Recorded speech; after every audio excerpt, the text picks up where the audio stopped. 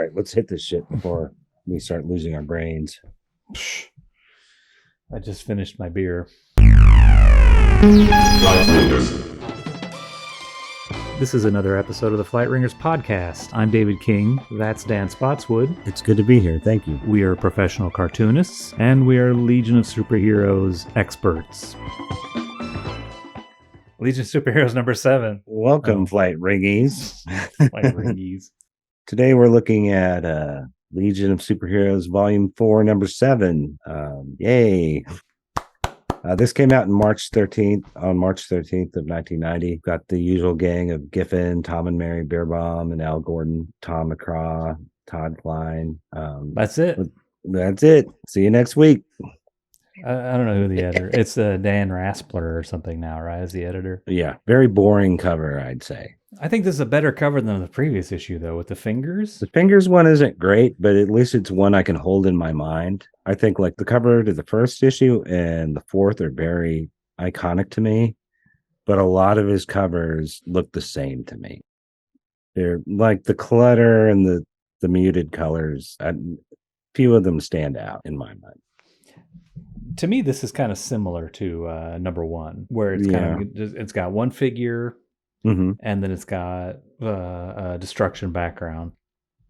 Maybe the similarities in there. It shows Mysa, White Witch, and she's kind of like crumpled on the ground. And there's pools of blood on the ground. Some crazy shit has happened here. I guess this is kind of just an image from midway through this comic, I guess, is where this image would take place, I guess. Dull.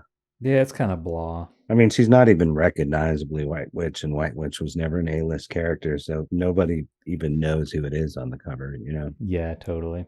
But they don't waste time. This is that 9-panel storytelling. That's right. We start on Tharn, which is that the sorcerer's world? It may be the new sorcerer's world. It's just kind of the planet that Mordru owns. Right. Where they introduce Mordru's henchman Vrykos, who at this point at least is rumored to be a future member of the team. It seems like they must have changed course by now. And he's been ordered to hold the Legion prisoners, and he's pouting that he doesn't get to attack and kill them. He just has to kind of watch over them. What I noticed about this is this page it's gone full on modern comic book style. No thought balloons, and they've done this. They do all the way through this issue where nobody's thinking it's all in caption boxes with quotation marks around what they think. So it's I don't know. It's a little weird. It's like when you read it, it is a quotation, but it's actually the thoughts of the character. It's like their style guide isn't quite what it would be today, or something like where if it's the character's thoughts, you still put quotation marks around it or something like that. If you're not going to put it in a bubbly bubble, this is a page like this guy Vrykos. He's been in earlier issues, just kind of in the background. You don't know anything about him except that he's kind of like an enforcer for Mordru or something. Right. I think here is they're explicit maybe for the first time that he's a vampire and that he's feeding on people. This green lady was in maybe the previous issue. She was another of Mordru's wives, and she was jealous of Mysa, right? Right. But they characterized her as like kind of a dumb airhead type or something. Do you think they had decided against making him a member before or after this issue? He seems pretty irredeemable in this issue. It's hard to imagine him becoming a legionnaire here. I think in the maybe the Amazing Heroes thing, it actually was probably on the Tom Bierbaum blog. I think maybe that's where I read that Giffen proposed this guy to be a legionnaire, but during their planning stages, Giffen said, well, you guys come up with some characters and my guys, whatever. Right, because Giffen was trying to include everybody, and his ideas were really fluid, and if he came up with some new character, well, we could use him or not. If he had a different idea, and who cares, whatever. It's like this guy has so many ideas, that he can just flush them down the toilet. It doesn't matter. I'll come up with them again. This character is particularly unique, even That's to him. maybe that's why Giffen was like, yeah, whatever, because he's just a vampire, right? Just a blocked in character. So the mysterious Supergirl-ish figure that we've seen at least once, maybe twice to now, appears. Big butt shot. Yeah, figure is the operative word here. Yeah, she definitely needs that cape. Her first appearance is her first appearance in this issue. She was in the last page of the previous issue, but yeah, it's all song. Right. So it's a weird choice to me. Like he doesn't draw like Adam Hughes or anything. Like I can't imagine this is alluring to anyone. Maybe a 12-year-old. I don't remember being enticed by Laurel Gand's thong. Well, I don't mind it. Yeah, it's kind of weird the way he draws people. Are like he can draw a girl with a pretty face, kind of, but in general, his figures and his bodies are kind of maybe functional, and they're kind of blocky, and it's weird. It's like, yeah, he's not like a pinup guy, right? Especially at this point, I think maybe he drew girls a little prettier in the 80s, but now it's got a little of that Bart Sears kind of grotesqueness. Yeah, I like that. I like that profile of women that he draws. Like, that's a good drawing, and it's all exactly the same, I guess. Yeah, I mean, it works overall. I like that she looks like she's not wearing makeup and she's not like dolled up. Yeah, it's an unusual choice. I don't know why he did it. And even just thinking about like what is comfortable clothing, like like stripper panties and a baggy jacket, and that's her costume. And somewhere she had a cape. She had a cape in the last issue, right? And now she doesn't have one. Right. I'm pretty sure she starts wearing it again. But this is more or less what she's wearing later on when Stuart Inman is drawing her. I'm pretty sure like he lengthens those underwear. Oh, to cover the cheeks part, right? Yeah. A little classier the way he drew her. This kind of strikes me as like the sumo wrestler pants. I don't know what you call that. I don't want to insult anybody and say it looks like a diaper, but it's like it's kind of a wrap that goes around you, and it's not quite a thong, but it doesn't cover up all your cheeks, you know. And that's sort of what Laurel Gand is here in her introduction. They name her on this page. We never know who this character was until this issue and this page. And her, it starts out her butt cheeks. And this is our new character, Laurel Gand. She's going to be Supergirl from now on. For sure. Vrykos was delighted to see her because he mentioned she's a Daxamite. So that's when we first hear she's one of a Daxamite. And he names her, which, of course, up to this point, we at least know the last name is Mon-El's last name. And if I remember right, I should have looked this up. Wasn't one of the Supergirls Laurel? No. Was it Superman's mom? Who the hell was she? Laurel Kent. Oh, I think Laurel Kent. She was a descendant, a 30th century descendant of Clark Kent. I don't know. Had a crush on her. Oh, you did? Superboy did. Oh, when she first showed up, he had the hots for her, and then he found out she was his descendant. It's logical, like to keep the genetic line going. Yeah. But yeah, I think she had kind of super strength, and she was in the Legion Academy, and she had to far out painted on bikini type of thing and a poncho. Right. That's her costume. She was a robot. Yeah, she became a man. Prior to the painted on bikini and poncho and pageboy haircut, she had a Vampirella costume with long hair, right? So Vrykos is delighted to see her because he really wants to taste the blood of a Daxamite. And as he disrobes, we see there's a gaping hole in his chest. Yeah, why does he tear his shirt off? It's just to show us the hole, right? But he's like, I'm gonna get in a fight with this Daxamite. Rip. Goodbye, shirt. Don't need you. No, probably doesn't want to be constrained by these silly ruffly shirts that Giffen insists on putting everybody in. That frilly clown thing around his neck. Like, she could get hold of that. But yeah, that big scar on his chest is it's as if somebody's tried to hammer a stake in him and they failed because you just can't kill him that way. Is that the idea? I guess that makes sense. I didn't read it as a scar. I thought it was just like a weird, strange open hole. Oh, well, yeah, But I guess it's a hole, but he like a vampire with a big hole right on that spot. Like that's You're how you right. kill them, right? Is you put a stake in their heart. And this guy has a big hole where his heart ought to be. Well, your heart's in the middle. You need to check out his anatomy. Keith Giffen doesn't know shit about anatomy. Just read a comic book he drew. Right. But I think that must be what they're trying to say is like he's a, or maybe he's just a real old vampire and somebody's got him a couple of times. A couple of Van Helsings have got the drop on him. We quickly find out through the monologue, the inner monologue, that Laurel is searching for Rond Vidar, or Vidar. My associate likes to pronounce it. Vidar. Vidar.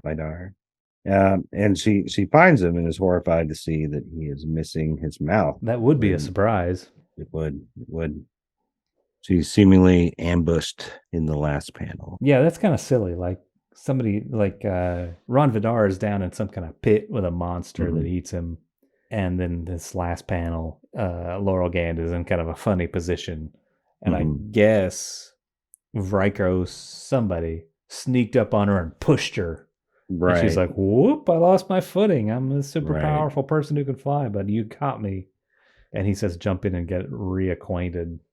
Right. When he confronts her at first, they almost seem to be portraying her as fearful, like she's panicking. She's saying, God, oh God, oh God. But it quickly becomes clear that she's not the least bit afraid of him. It's more like she's horrified at what's happened to Rond. She's more than willing to kick his ass. Yeah, she's worried about Rond. It took me a second to realize that the reason she's here is because she's come after Rond Vidar. Right. In the previous issue, the Legionnaires have showed up on Tharn to get Mysa. And Laurel, I guess, is probably unconcerned with Mysa. She's here to rescue Rond. Exactly. So they duke it out quite a bit and destroy quite a lot of the structure surrounding them, causing a flood or flooding. Yeah, just a bunch of fighting. Just a bunch of fighting sound effects. Like there's a lot of cartooning, kind of foofs, pows, crashes, stocks. Keith Giffen does that stuff. I think the coloring on this page, or these two pages, 4 and 5, blah. Like they're in these like stony halls, you know. Right. But it's all kind of I don't know, like the walls are almost the same color as like the skin of these two people who are fighting. Yeah, that seems to be a go-to. The cover, I think, suffers from that a little too. Like, I guess maybe it's probably quite a task having to make sense of Giffen's overly detailed drawings. But yeah, it seems like more often than not, they just opt to like boring beiges and browns. The whole time, though, this Vrykos guy seems to intimate that he's more powerful than anybody else. He's got this shadowed in face. Giffen was doing this a lot with characters.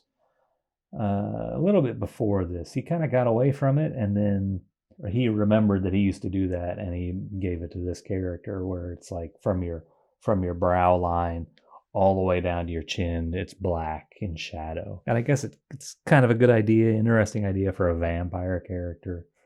For all his creativity, there are a lot of things he recycles quite a lot. Through 2 or 3, like I would say he overuses them to the point of confusion. Like one is the shadowed face, another is the purple robes. The big greens. I had another one. Don't forget the greens. Oh yeah, that's the third one I was thinking of. The floating lips. Right. Yeah, like if you look at this panel down here, 8 of this page, like what if that was all you saw? Like what the fuck is that? Right. That's a person's face? Yeah, that's a Keith Giffen guy. I don't even remember if this guy ever actually pops up again, but I don't think there's ever like a amazing reveal, like, holy shit, that's what he looks like. Probably not. Like they shine a flashlight in his face and it's like, oh, holy cow. Right. Yeah, I don't know. Oh, this is a big page here. Yeah, I guess slightly experimental, I suppose. Switches into a different kind of narrative, more of like a storybook narrative, I guess. And we cut over to these sort of narrative pages 2 or 3 times throughout the issue, and they are about Rockkryn and Mordru negotiating, I suppose. It's kind of it's a negotiation. It's more of a battle of wills between the leader of the Legion of Superheroes and the evil sorcerer Mordru the Merciless, annihilator of galaxies. Mordru's captured the legionnaires. I don't know why he chose Rockkryn Cosmic Boy to have dinner with, but he chose him, and they're kind of talking about the purpose of the legionnaires' visit to Atharn. Right. I think Mordru is aware of why they're there. I mean, he knows they're coming for his wife, former White Witch, which he certainly doesn't want to give up. So I think he thinks he's going to have the upper hand. He has tremendous power, and this guy he's talking to has no power. This section of text is it's all from Cosmic Boy's point of view, kind of. We read Cosmic Boy's thoughts along with the dialogue between Cosmic Boy and Mordru. And the next one, and maybe all of them beyond this one, are from Mordru's point of view. Yeah, it's kind of a surprise when the next one, I mean, it's a surprise to me as a longtime reader of everything that like, oh, we're actually reading what Mordru thinks. It's, that's a couple pages from now.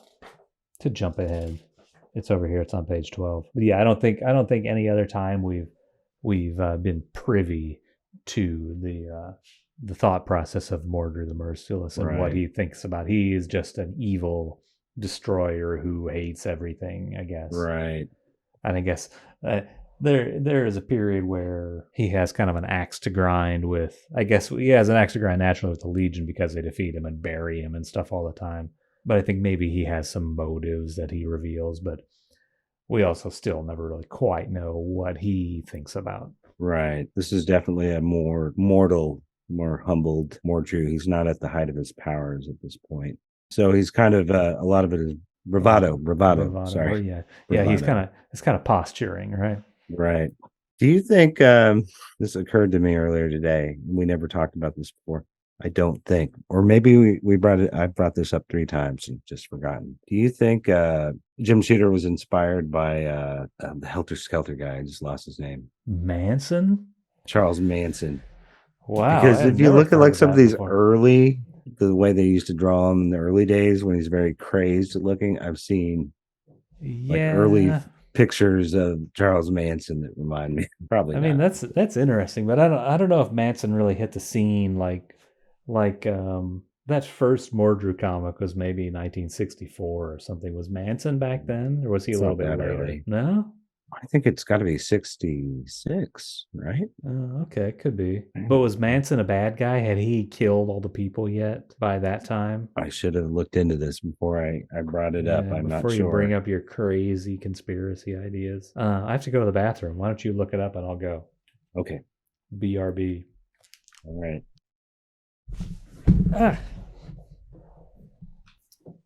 Okay, what do you got? Mordru is 68. Manson's murders were 69. Yeah. So probably, if anything, Manson was inspired by Mordru. By Mordru, yeah. So yeah, I guess turns out that Charles Manson, he was created by Jim Shooter and like the Beach Boys. Pretty cool. Yep, Dennis Wilson. So I'm not quite sure where we left off. We're just on page 7 where they're waking up. Oh, did we finish the negotiating page? I thought so. This one didn't really have too much that happened in the negotiating page. Well, one key thing happens at the end. Like it's from Rock's perspective. He definitely feels like he's in deep shit, trying to negotiate with the great Mordru, especially when he has no power of his own. But Mordru lets slip that he has more than one prisoner. Oh, right. And that he has a Green Lantern. Right at the very end, he lets that slip, which in the next one will allow Rock to sort of turn the tables. Yeah. Cosmic Boy gets a little bit of a bargaining chip. So then we cut to the rest of the current Legion come with Rock. I think we saw them briefly maybe when they arrived in their last appearance. Yeah, the last issue they Like Rocket already departed to have this meeting, maybe? No, I think that they in the last issue, like a big set piece or whatever, is that each of these Legionnaire characters is psychologically, interiorly reliving some horrors from their lives. Oh, right. Right, where Chameleon Boy has to kill his brother, and Kono sees her mom get R'd by a science policeman, etc., etc. But that was Mordru capturing them. I guess they got to Tharn. At any rate, they find themselves waking up in more of Giffen's annoying, ugly Victorian clothing. They're all in like pajamas, basically. Yeah, they're in like night shirts. The men are in night shirts, and Kono shows up as a gag, and she's in this kind of crazy lacy bodice with ribbons and stuff. I thought he kind of missed an opportunity to do a Little Nemo callback where like Chameleon Boy like wakes up like halfway, falls out of the bed, because that kind of looks like the clothes that the Little Nemo kind of outfit. He has pants, I guess, but whatever. Right. But yeah, they all kind of convene after they wake up. And interestingly, Timberwolf Joe refers to Furball as Wolf. And I don't know if this is a mistake or if this means Joe knows who he is. I think we later learned that Joe does know who he is because he was hanging out with Joe on Rimbor. I don't know if they've addressed him enough times for us for the name Furball to really set in. They kind of settle on Furball eventually. But yeah, Ultra Boy calls him Wolf here. And I think we probably talked about this where for the longest time it was like a mystery to me that this Furball character, this giant hairy guy, was actually Timberwolf. But they told us very explicitly in the previous issue. Right. And here he is doing it again. It's like, hey, where's Wolf? So I guess if you were... I chalked it up to me having read these out of order for them to get the drop on me this way. Like it was never actually a mystery to them, just to the reader. Well, no. If the reader was mystified by this, the reader wasn't reading it. You know what I mean? Because the flashback thing in the previous issue was like, oh, this is Bryn Londo Timberwolf. Like this is the flashback he's having, and it's about his whatever fucked him up and turned him into this monster. You know? Right. That was what his Mordru flashback was. Yeah, but that was a reveal, right? Like he'd been around. Had he shown up? He'd shown up before, right? He was in issue 2, or 2 or 3. That was a reveal to the reader who he was. I guess so, but I think they still kind of play it like. I mean, I guess what they should have done is had it be a surprise both for Cosmic Boy and Chameleon Boy and all the other Legionnaires. And me, the reader, combined. They should have made it a surprise for all of us. I guess I assumed. And reading them out of order the way I did when I first got them, I was surprised because I didn't know. Because I guess I didn't read issue 6 early enough, like before I read issue 20, et cetera, et cetera. Right. And I just didn't catch it, or I'm just stupid and I didn't catch it. I don't know. Can't possibly be that. There's no way that's an option for the one where I'm too stupid to have caught it. Like I don't think that ever happened with anything I've ever undertaken. Never. Damn right. Genius. I don't know how high IQs can get, but I have one of the higher ones. Next page. Ford Fairlane. No, before that though. Oh, right. So we briefly see guards who are. I'm guessing they're Mordru's guards watching over them. They're like they look like Tharn science police. What's with these guys? I don't know. Just anybody can have science police. You kind of trick out their uniforms a little bit different, but you give them that Iron Man slit eyes thing. Fascism has patterns. It exhibits itself in similar ways. Is it? You suppose there's like a 30th century like fascist handbook that's like, hey, you want to have really scary police? Have them look like this, and there's a drawing of like a science police uniform with the helmet and everything. Right. Make sure they're lavender and light blue. So Kana goes looking and finds Furball, and he seems to be tranquilized or heavily sedated. But then hears some loud noise, which takes us to the next page. The loud noise is, of course, the continuing fight between Vrykos and Laurel. We have sort of a funny scene here where the two narratives merge together. She's been thrown through the wall and in front of her old teammates. I think I've seen Giffen do this before. Like it's kind of a sharp way to do it. Like like if you imagine the diagram or the drawing of like two storylines, and then they get a little bit closer as they go from left to right, and they meet, and that meeting point is like a catastrophic explosion where like one storyline literally explodes into the other storyline. Right. They crash into one another. And what I also thought was interesting is that these top three panels are they're ones where he cheats, and they're not three distinct individual drawings. It's like one wide drawing with the bars to cut it up into the 9 panels. The previous still works though, because the dialogue is continuing. Like right. They're different moments. The only other time that happens in this issue is that first appearance of Laurel Gand back here, and it looks like this, and it almost looks like you could look at them in a sequence where she's standing with her back to us with a hole in the wall, and then she's knocked over with a bad guy who's knocked her over in the hole in the wall. And there's this kind of awkward shot. They're visually similar too. They're very similar. That rubble taking up most of the third panel of the wall. Yeah. They're framed by the rocks and rubble, right? But it's pretty. You got a little chuckle out of it, like they're Laurel Gand, and they're like, "Are you all right?" She says, "Oh, I'm fine. How are you guys doing?" Like while she's face first in the rubble. Right. Yeah, this is total Justice League International type of material right here. They don't always get into that. I think Giffen will steer them that direction, and I think Tom and Mary Bierbaum resist that to try to be a little bit more straightforward, I guess, more serious, I guess. Well, I think it benefits from a little levity here and there. For sure. I kind of wondered if it was more like Giffen himself is steering away from it because he wants it to have a different tone. Like I do all my funny stuff in the other book, so this one's going to be just dark and serious. I think that might be part of it, but I also think that guy cannot control his instincts to be a smart ass, Right. And so he'll do these things where it's like, yeah, she just got punched from behind and now her ass is sticking up and whatever, on and on. Do you think the fact that they're in pajamas is meant to be funny too?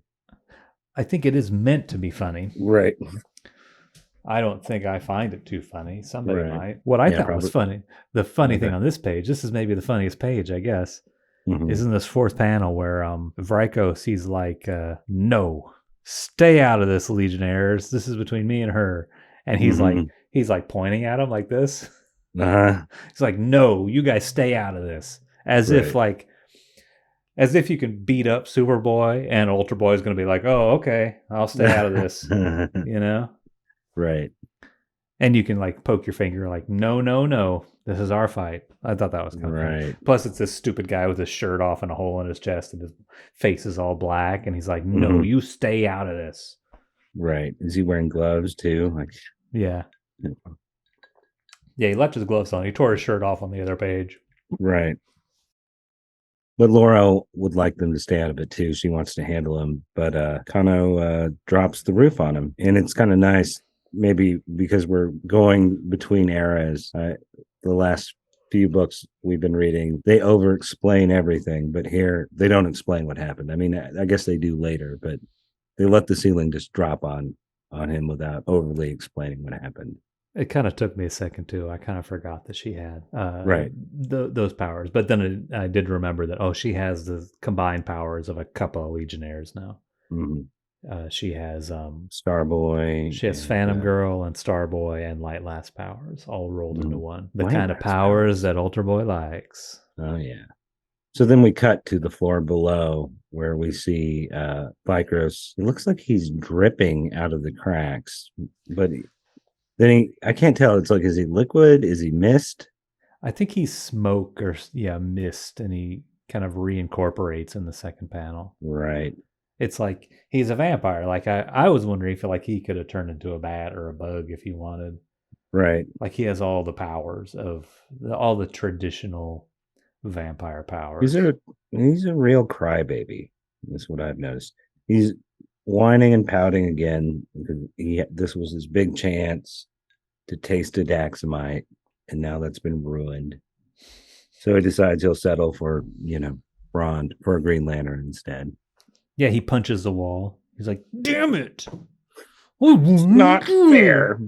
There was one point where he says that the Daxamites are a dying race. Mm-hmm. When did that happen? That must be that's a new twist on the whatever the storyline of Daxamites. Used to be that they were kind of a xenophobic race and they all stayed on the same planet. Now they're dying. Right. I guess there's not too many of them. Kind of borrowing from Superboy and Supergirl there, being the last Kryptonians. Oh, yeah, I guess that's a good idea. Except for like a dozen random people who keep showing up. Yeah, I wonder if now that there's no more Krypton, do they have some like Daxamite criminals imprisoned in the whatever they call it, the stasis zone or the buffer zone or whatever they're calling it now?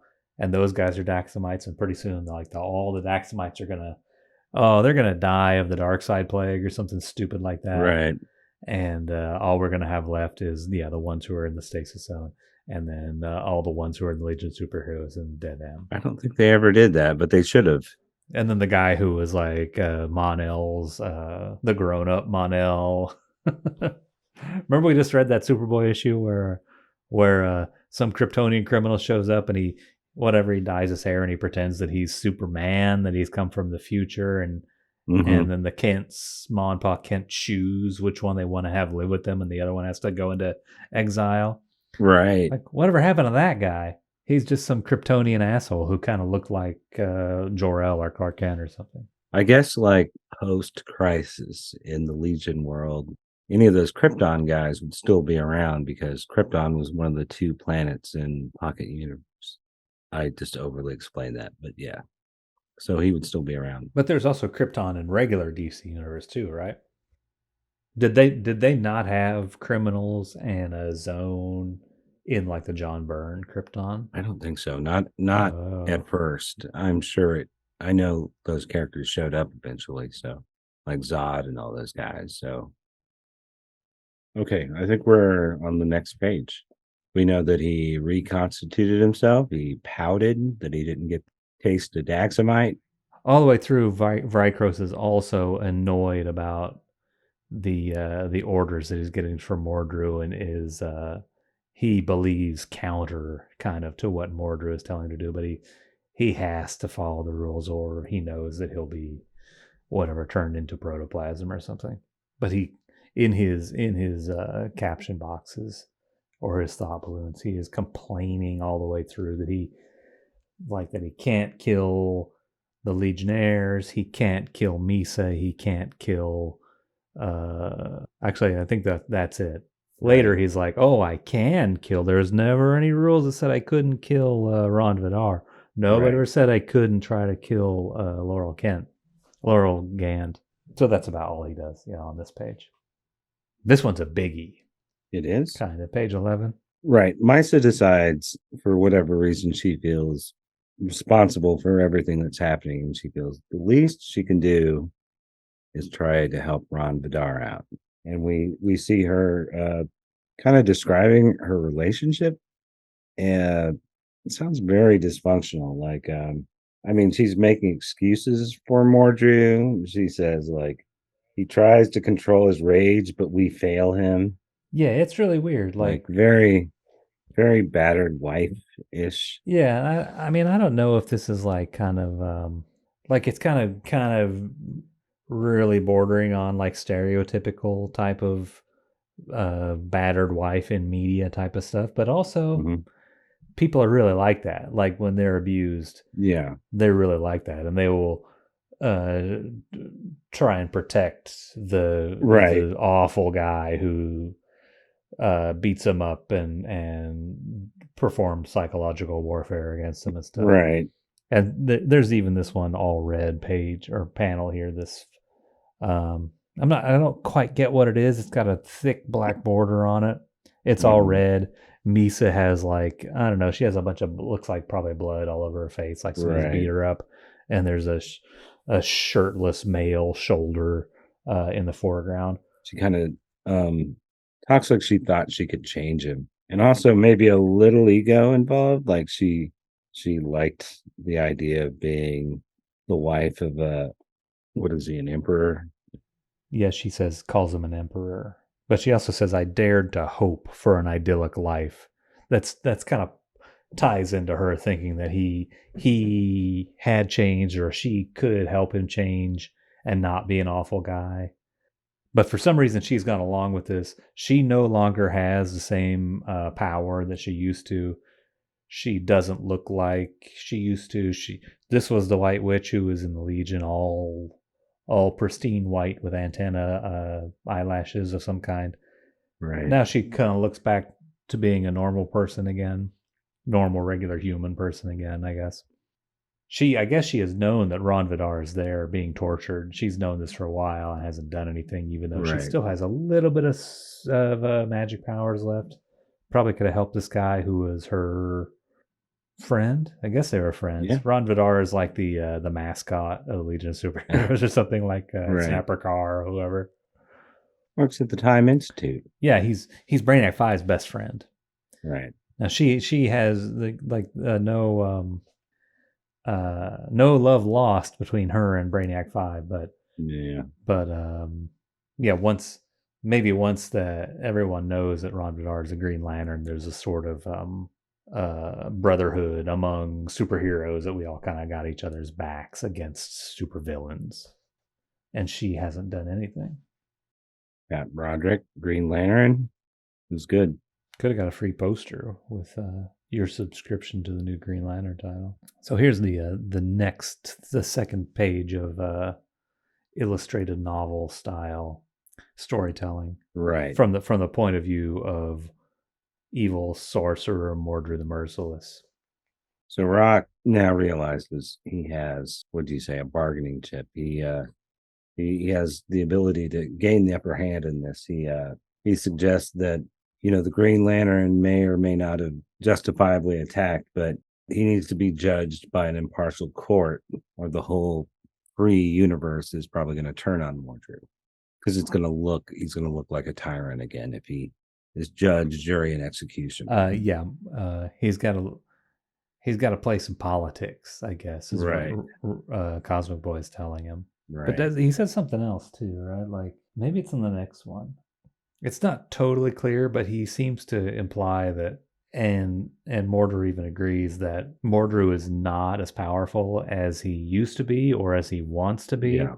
I guess just the knowledge, or just Cosmic Boy having that knowledge, is enough for Mordru to be like, all right, I'll give you what you want, just get out of here. Well, right. That must be in the next one. It is in the next one. He further drives the point that like here he's saying, like, the Legion, whatever that is at this point, that's kind of an empty threat because there's no Legion except for like these 3 or 4 guys already in prison by Mordru. But he says the whole free universe, like the free world, will come down on you. And then he drives that point further in the next one, saying, and I know you're not up to full power right now. You're not in a position to take on the entire United Planets or whatever it is. Yeah. Right. At the end of this, Mordru says, let's retire to the garden, shall we? And they go to the garden and they have another meal, I think, on the next page, or on the next one of these pages. Smoking pipes. But then on the next page, Mysa decides to go save Rond Vidar finally. Mm-hmm. She's going to get off her ass and do the right thing. Oh, I thought it was crazy that all of a sudden, for once in her miserable fucking life, White Witch actually has a useful spell on hand, and she has some kind of way to home in on the location of Rond Vidar, and then she can transport herself there. And so she does that. Well, she's probably had those spells prepared for years. She's just been sitting on them. She never used it when she was in the Legion of Superheroes. Probably a pretty handy one to have memorized as a legionnaire, but she never did back then. All she ever had was a fucking a wedding fireworks spell. Mm-hmm. Right. But just before she finally frees Ron, she's ambushed by Vrykos. Vrykos. Yep. Vrykos? I don't know how you say it. I just was saying it wrong. Is it Does it start with a V? V-R-Y? Vrykos. Vrykos? Wait, is it V-Y-R? Virkos? That would make more sense, right? Like Varicose vein or something? Varicose. Varicose? Yeah, could be. I don't know. I don't know. But yeah, he gets her.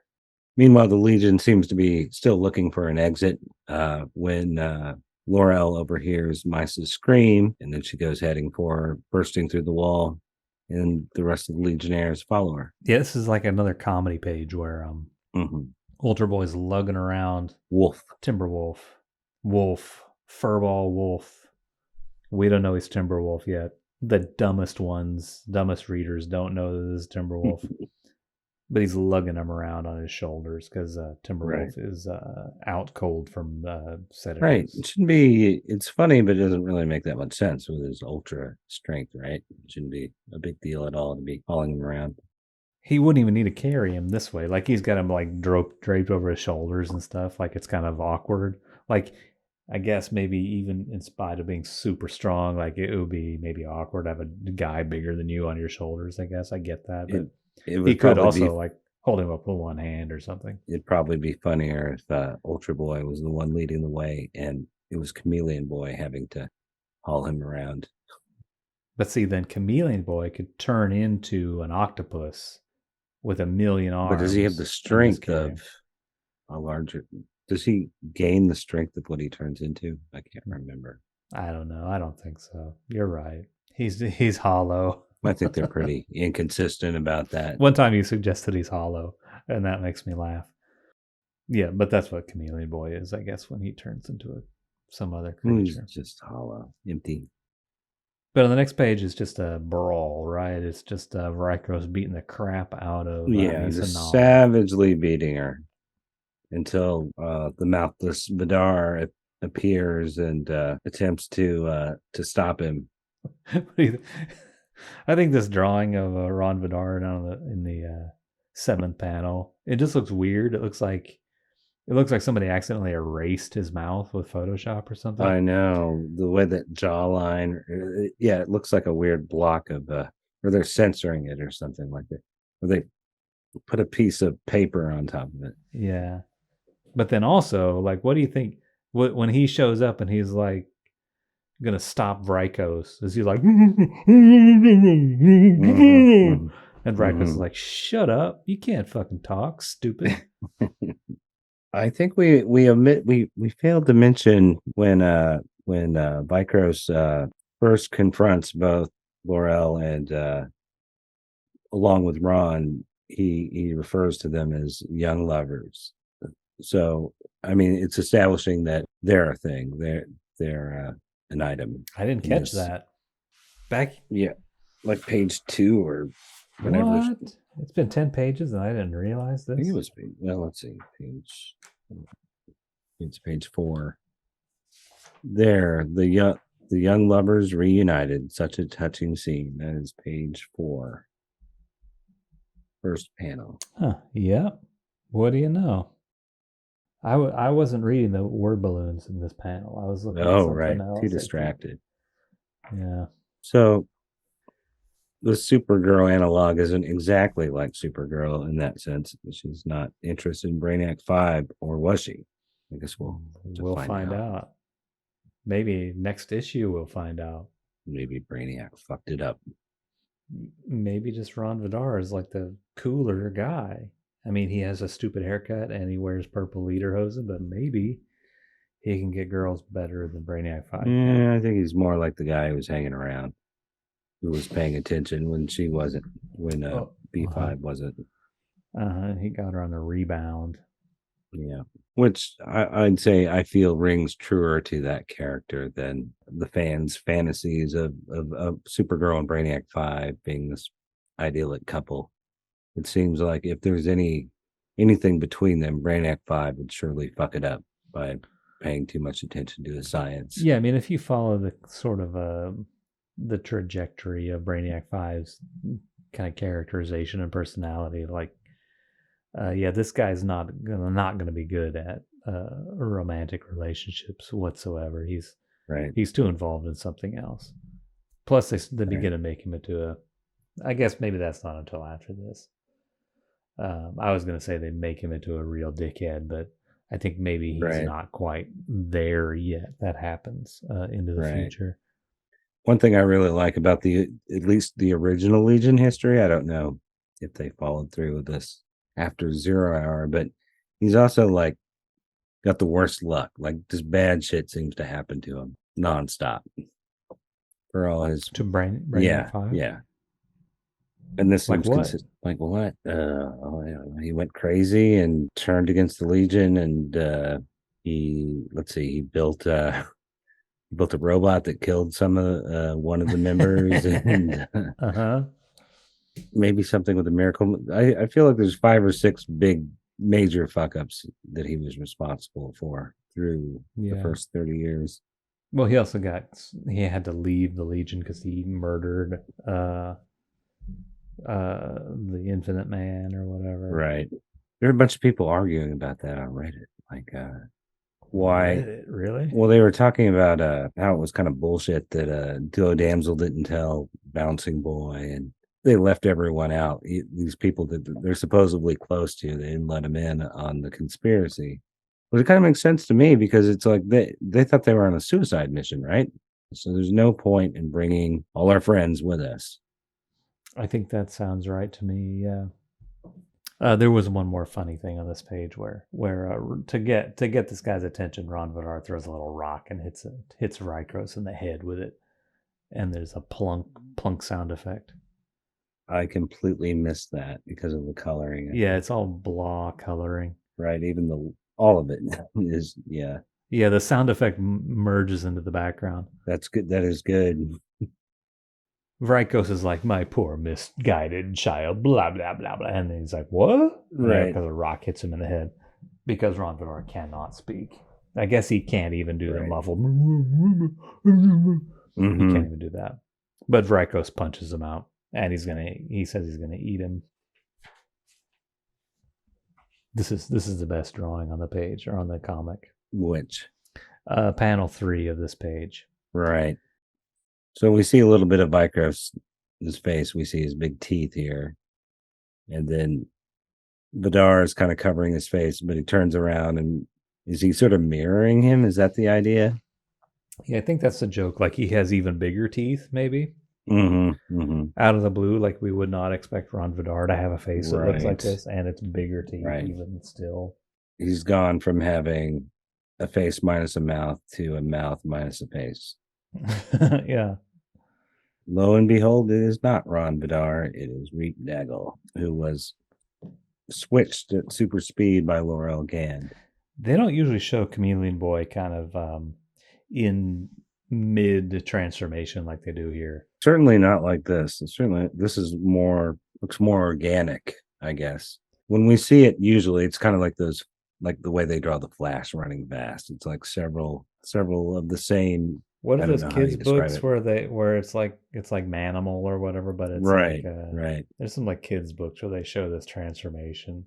But yeah, like you can almost hear this like slimy slithery, like as you look at this drawing of I guess it's the Rond Vidar turning back into Chameleon Boy, and he's kind of he's all lumpy on one half. But now everybody's taking on Vrykos, and he's like he gets hold of Mysa, and he's like it's like in all the 80s action movies. He puts the gun to her head, and he's like, if you move, I'm gonna blow her fucking brains out. And then while he's holding her hostage, he just keeps verbally like demoralizing her and talking about how she's, it's weird. It's almost, are they saying like the White Witch was sort of like a virgin, like the White Virgin has been soiled and she's just a slut now or something? There seems to be some kind of, I don't know. Oh, like when she hooked up with Mordru, she was no longer the White Witch anymore. She was something else. She went back to being. Well, they're just talking about. Well, they don't really talk about her going back.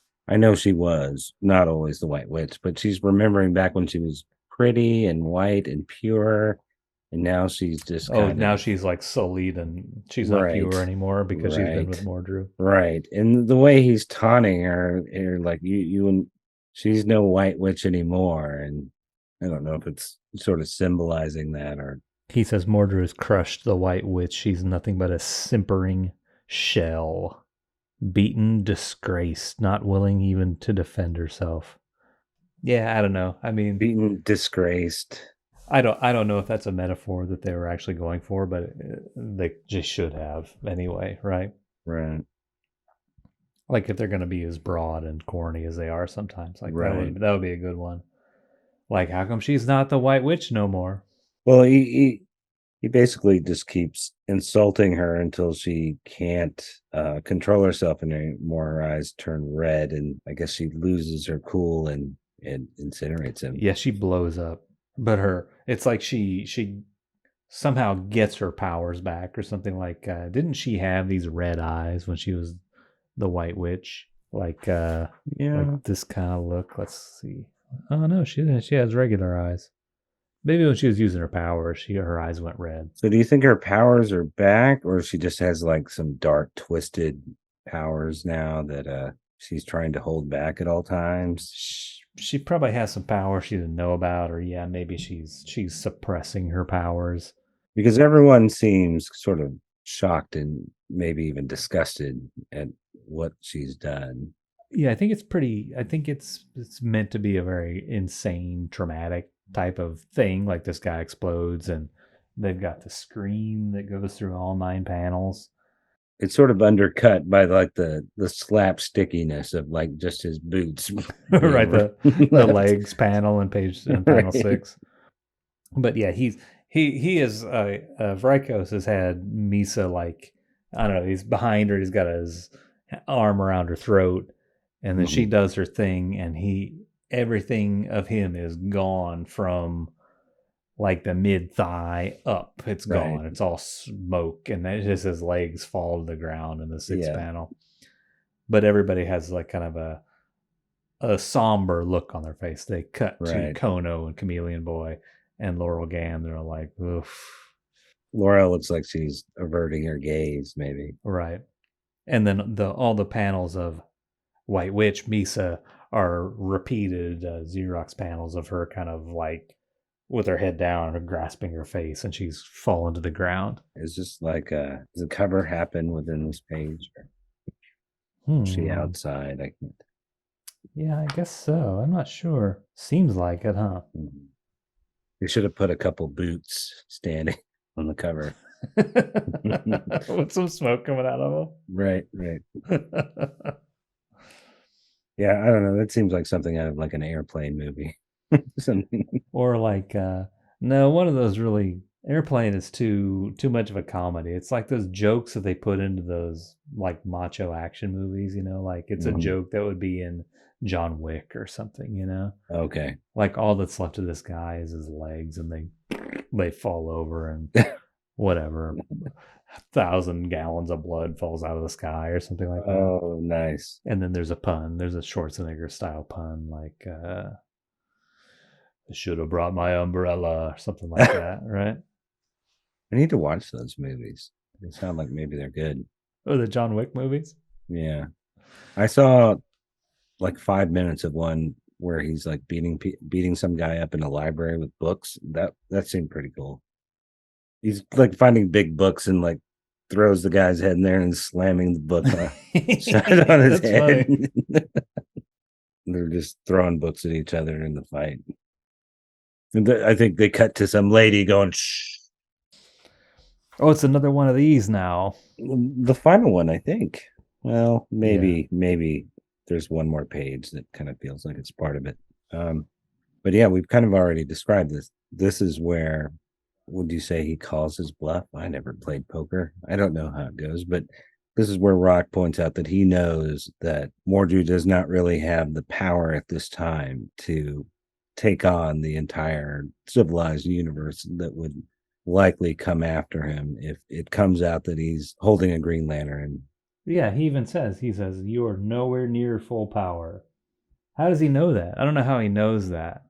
How do you know what level of power Mordru even is at? especially if you only showed up there yesterday. I'm guessing he's guessing. He's just bluffing, huh? Well, he's probably thinking, like, if Mordru was the guy we fought in the Silver Age, he wouldn't be having tea with me right now. Like, right. Yeah, he's so pathetic. When you see those pages that describe the very first encounter between Mordru and the Legion and then the previous conquering that Mordru did across the universe, Annihilator of Galaxies with all his armies, on and on and on. Like, this is a badass motherfucker.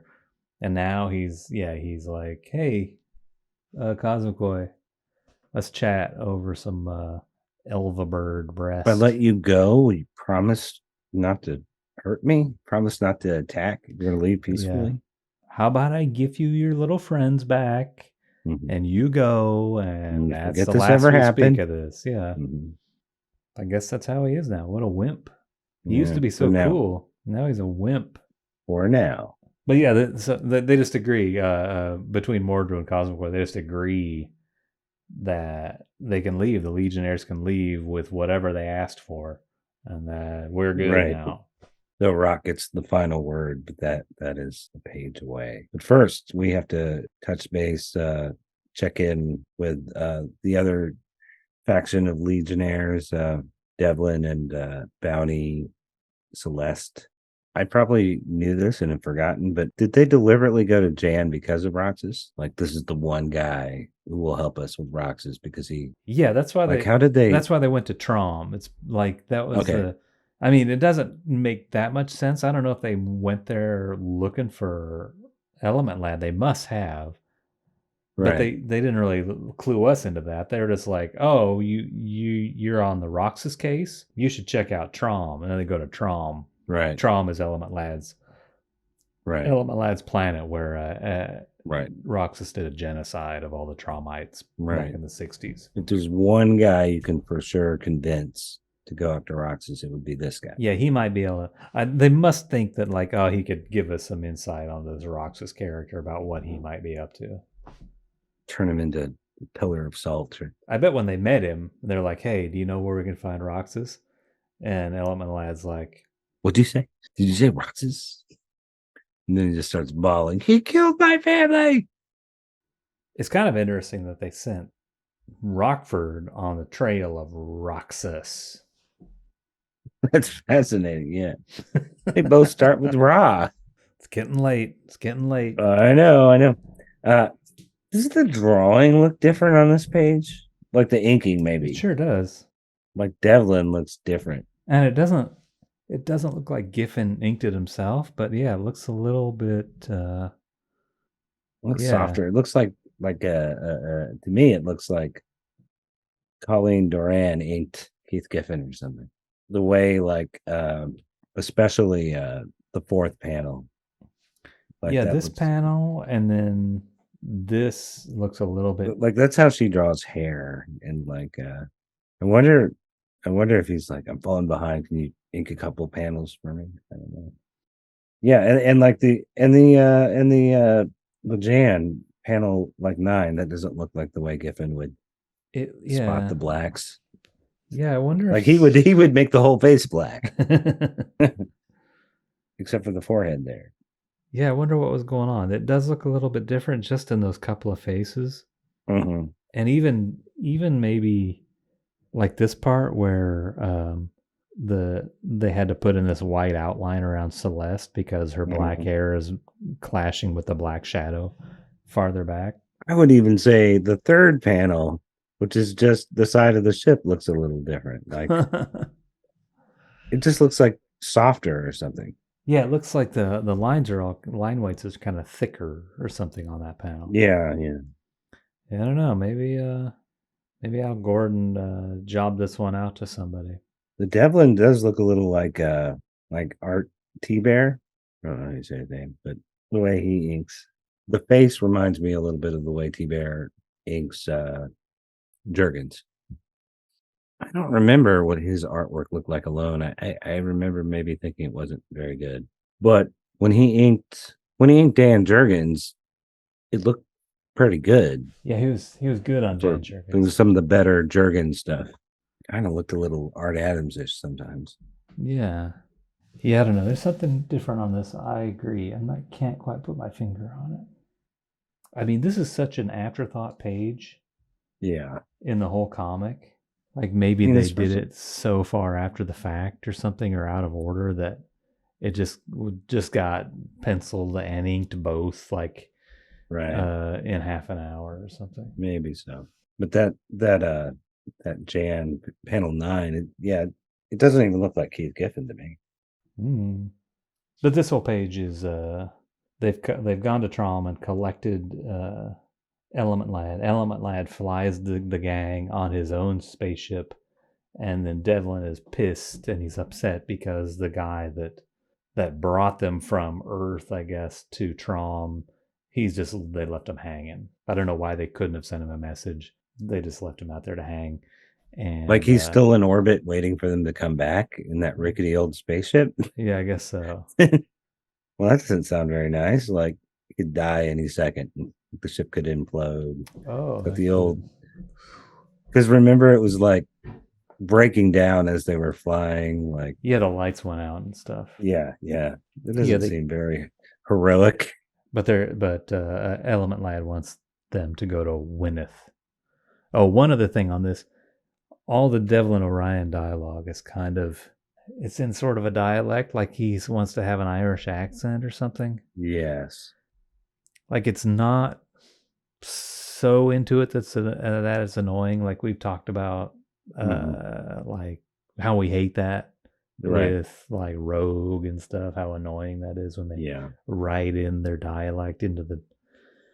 It's not so bad here, but it's getting there. And I'm like, I want this guy to shut up almost every time he has a word balloon. Yeah. I think we'll see as we go back through these issues, but it seems like something that comes and goes with him. Like they don't always write him that way.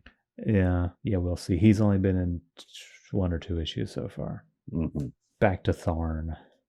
So mostly what we have here, which is sort of the overall message, I guess, to this issue, which it kind of hit us over the head with over and over, is that even though Rock Kryn has no power now, he's still a formidable foe. Yeah. Like he doesn't need his power to be a dangerous opponent, which is great. It's a good idea for a story. I don't think they need to come out and tell us over and over through Mordru's thoughts. Show don't tell. But one nice thing is like Rock gets one last word, like what is it, like I'll be back, or this isn't over. Right. One last disrespectful fuck you before they leave. Oh, but then Mordru gets his little last word in. Right. And he's like, "You old stinker." He's saying this to himself. Right. He's calling himself a stinker. Uh-huh.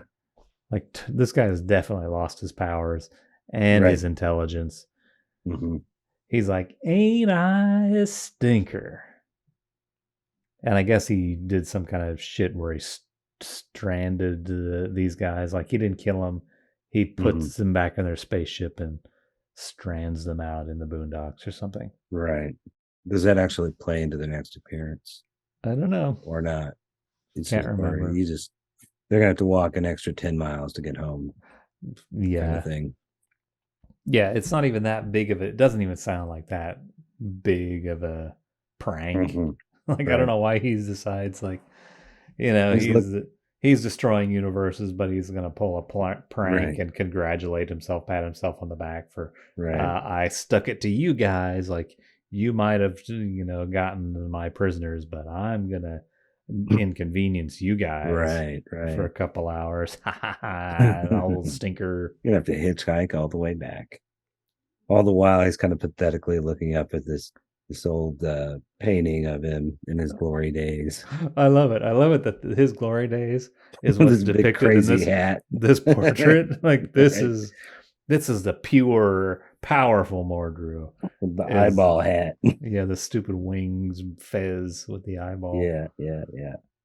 and then there's like a dude who comes in to explain that Vrykos can be restored by the witch doctor, and so he'll be back in another issue, no problems. I don't know, it's kind of dorky. This whole page is kind of dorky. Yeah, I mean, I like the stranding, the getting back into by stranding him. I guess I do kind of like the Rock thing too, like sort of ballsy of him to say that on the way out the door. Rock finally got what he'd been bargaining for. He lucked out, probably bluffed his way into getting these guys back, and he's like, "Well, by the way, go fuck yourself." Yeah. Right before he leaves, this isn't over. We're coming back. I'm coming back to kick your ass. Yep. Yep. I don't know.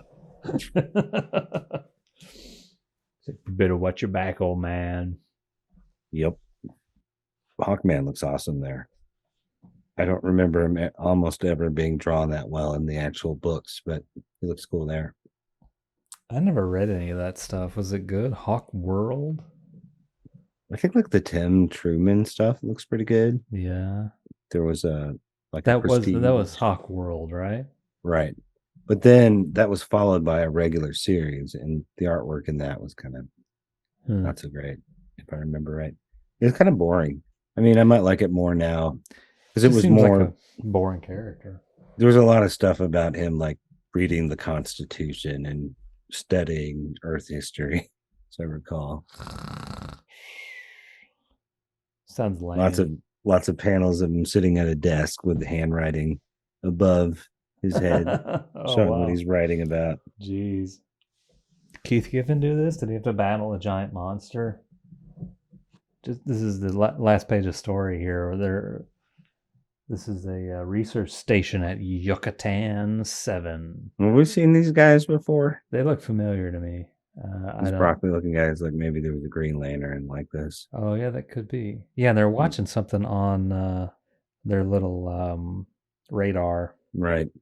Do you know what they're talking about? They're saying the radar operator's talking to his boss, and he's like, "Yeah, this thing left Earth and headed toward Trom. But then it got to Trom and turned 90 degrees and kept going." And following the path of our heroes. Yeah, it's the same path that the Rockfish gang is going on. The radar operator, he implies that he kind of recognizes it, but he says no, that's too crazy, and he doesn't go into it. Right. And now it's headed toward Wyneth. Yeah, it's going where they're going, and they don't explain what it is. What do you think of this is? Do you have any ideas? What a crazy cliffhanger! It'd be cool if it was some sort of scary adversary that's going to make a surprise appearance, not something boring like Green Lantern energy. You think it's Green Lantern energy? That's what you're saying. I hope something not, boring like that. Then they'll just pointlessly give one of the characters those powers and never really do anything with it. That would be pretty dull. If it is Green Lantern energy, I think it might be. Why is it coming from Earth? Why is it following the Rockfish gang? Mm-hmm. What does it have to do with the power ring that got crushed that belongs to Rond Vidar? Moving along, we have our Apple ad here for the ever-present probes. Is that what they're called? Best part of the comic. Yeah, the probes. Meet my new best friend. I think they omit some of the more useful features here, but like any businessman's going to have a male. They all have like lady probes probably that they can exploit. They have two models, the SXF350 and the SXM350. F for female, M for male, I'm sure. SX for sex, like their gender. Yeah, SX. Oh, for the gender, yeah. For the gender. I thought it was because the designation is a sex robot. They would totally be sex robots. Definitely. These are messed up. They'd be sex robots first, like, if anything else. Like, that's how they were innovated. Yeah, that's how everything technological is innovated. Right. Like, yeah. All the heated car seats, you know what that was first? No. Dildos. Is that true? Heated dildos. I would believe you. It's not. I just made that up. Well, I think quite a bit of the internet was pioneered by those seeking sex-related things, probably social media. Well, like all those, when you go to Home Depot and they sell all those Ryobi things, it's like a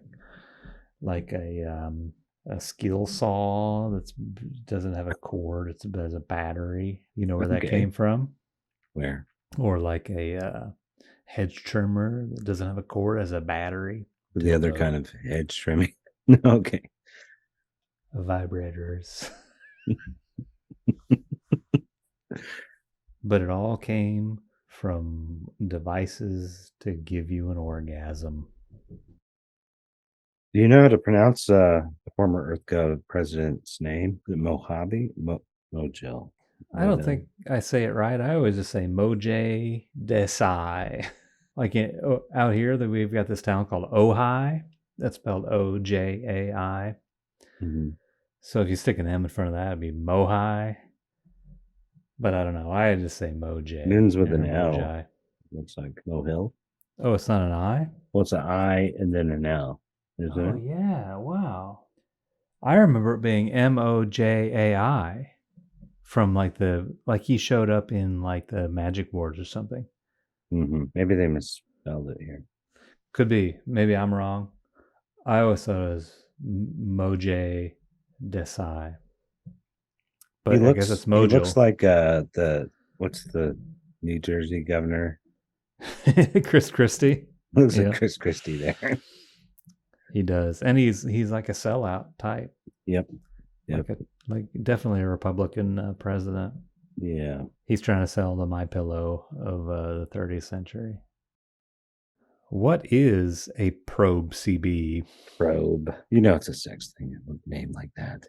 These are so messed up. Like they describe how they make the probes. Like this is raised or something, right? It's like two or 3 pages. I guess it's only 2 pages in this comic book. Mm-hmm. And it's like, it's like promo materials for these probe robots. I thought they were robots up until right now. The ex-president Mojil Desai has one. Mm-hmm. But they talk about it being your best friend. And they say that the new ones have a bunch of pre-programmed knowledge of appreciation of the arts and philosophy. You can have a conversation with one, and it becomes your best friend. Like once the 5 o'clock whistle blows, and you're done talking about work, you can talk about culture and have a new best friend. But I feel like nobody cares about that's just dressing on it, like the articles in Playboy or something. Like, you could have intelligent conversations with this. It's not just a sex robot. Yeah, really, what it says is that this thing it needs no rest and relaxation required. Like when the office closes down, your probe retires to its dormancy chamber until the new day starts. They're slaves. They're blue-skinned, no eyeball slaves. Mm-hmm. They're made out of they explained what they're made from, and it sounded messed up. Like they're made from like Beyond Meat or whatever. It's basically a human with a robot brain, and they'll do whatever you tell them to do. They don't argue. You don't have to pay them. Yeah, their property. I was wondering when I was reading this, do they have to take shits? It mentions that. It says nutrition and waste requirements reduced by up to 67%. That's in this new model. 67%. Like it used to need more food and generate more poop by 3 times what this new one. Do you think they use like a human restroom, or do they have like their own litter box in the corner of the office? I don't know. They probably have like a little a drawer that slides out of them. Oh, right. They dump it out, and they have a mouth, so they probably just eat in their mouth, so we're not too disgusted by their presence. Right. It almost seems like they're inevitably setting up, like, had the series been more successful and lasted longer, like the revolt of these guys. Yeah, definitely. And like, it's kind of like a reoccurring, like they're constantly looking for new slaves, basically, and they never seem to learn their lesson. So now they realize the protees are sentient life forms. They're not just pets. Now we've moved to these guys. Like they're constantly underestimating the value of other living things, I guess. I don't know. Which is how it works in the real world too. And well, some people start protesting and saying, "Quit treating me like an object, or else." And then people will become enlightened and evolve. Right. Yeah. I mean, I guess the first thing was human slaves. I didn't mention those. Right. First was human slaves, and then they complained And so now we've got to this next step, these probes, which are they're basically human bodies, right? But they have blue skin, but they're organic. They have bones and skin and muscles and blood, I guess. Genitals. Definitely. I bet you can choose. But they have a catalog that lets you choose what the genitals mix and match, like and whatever you want. Yeah, they could have 4 sets of genitals, probably.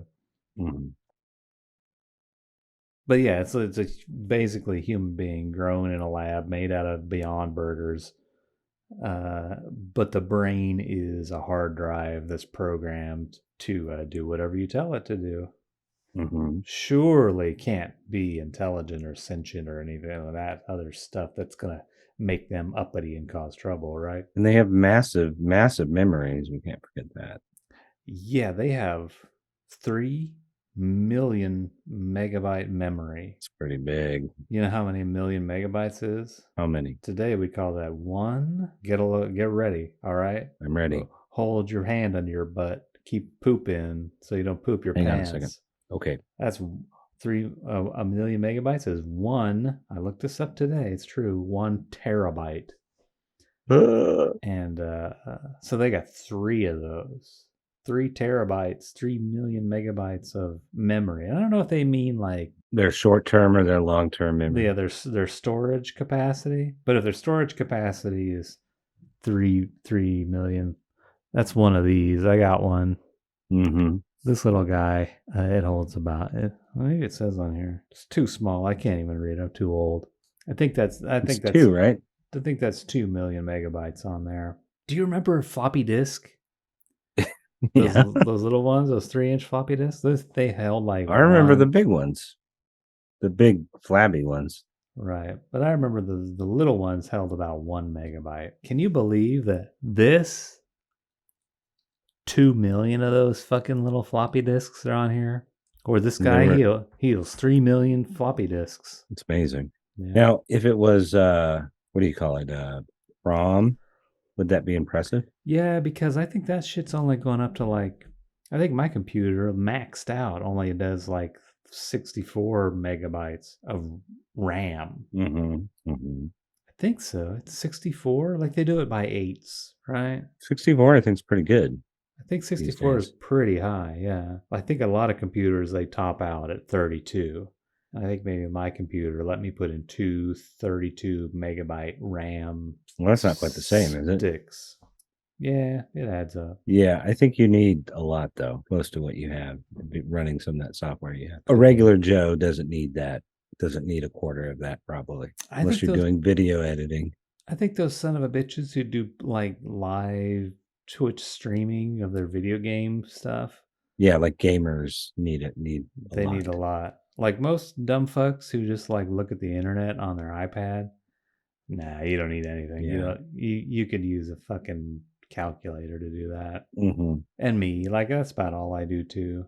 Read tweets, read my email. You don't need anything for that. You didn't get that souped up rig for your gaming, for your Call of Duty sessions? For The Sims is what I was playing. Oh. World of Warcraft. Oh, yeah, I forgot about that one. I have my whole posse on World of Warcraft, doing quests, selling, harassing 8-year-olds playing. Right. Stealing their mana.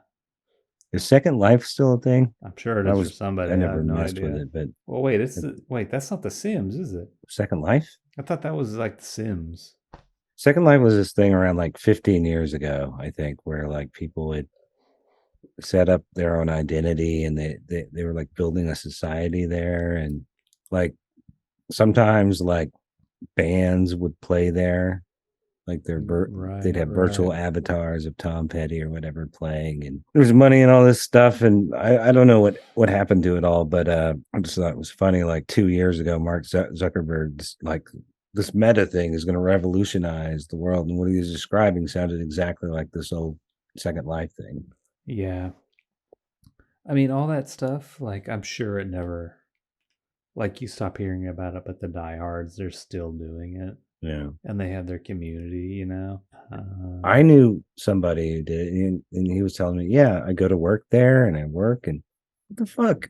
So you're just like pretending to work all an 8-hour shift at home? How do you work?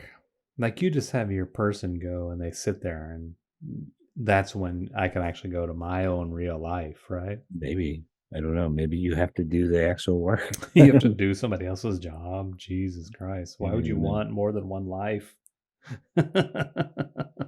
Like, one life is bad enough. You want a second one? Exactly. When you finally get around to it, you're like, how do I end 2 lives? Like, give me 2 ropes. I need a virtual rope. The only thing I have to add is, unless I've totally forgotten, nothing much comes of these guys. Like, this is a lot of setup for nothing. Like, I don't know. I agree. Like, the Prody or the probe uprising never comes to pass. Right. They're just always around. Mm-hmm. And I think probably like subsequent writers, there aren't very many. There's only Tom McGraw and Mark Waid, I think. I don't know if those guys even really use them. Like, they I don't know. just didn't understand the point of them. Right. And like, if the original vision had continued, yeah, we might have got something out of these guys, but it just didn't. Like, it's such a background thing that you need 100 issues before you get around to the probe uprising, and we only got 39, you know? Right. I mean, they're a fine addition to as a background detail. I don't know if they deserved a 3-page. Maybe they didn't have time to do all the iPad pages and like, let's do a 3-page ad for these guys. Yeah, I don't know. I was just reading. It was today. Where did I see this? It's in this letters page, isn't it? Where Tom and Mary are like, somebody says, who writes all those text pages? Yeah, they do. And Tom and Mary say that the idea comes from Giffen or the editors, and then they write them. Right. So I guess this is probably included in that. And so, yeah, probably Giffen had the idea, like, in the back of his mind, like, maybe this will add up to something. We'll do a thing about the probes. Right. A promo flyer. Mm-hmm. Never really did. I think that guy's wife knows about his new best friend. Yeah, just an honest coworker, his new best friend. We have philosophical conversations when we're not working. I just wonder what, like, this is accepting that the workspace of 1989 goes unchanged for 1,005 years, where there's a boss, and then he has a secretary, and he has some employees, on and on down the line. Right. I guess that doesn't seem like it would be too hard to imagine the obsolescence of that whole structure of working, where you don't, once technology is there, you don't need a separate person to type up my memos for me. I do it. It's super fast, and I send it over email, which they already use in this comic book. On and on and on. Right. But these aren't really like visionary science fiction stories. This is more like the Jetsons, where everything more or less resembles today, only with a robot doing some of the work. Yeah. Or, the inverse of the Flintstones, right. Like, so it's still like recognizably modern society, only with robots.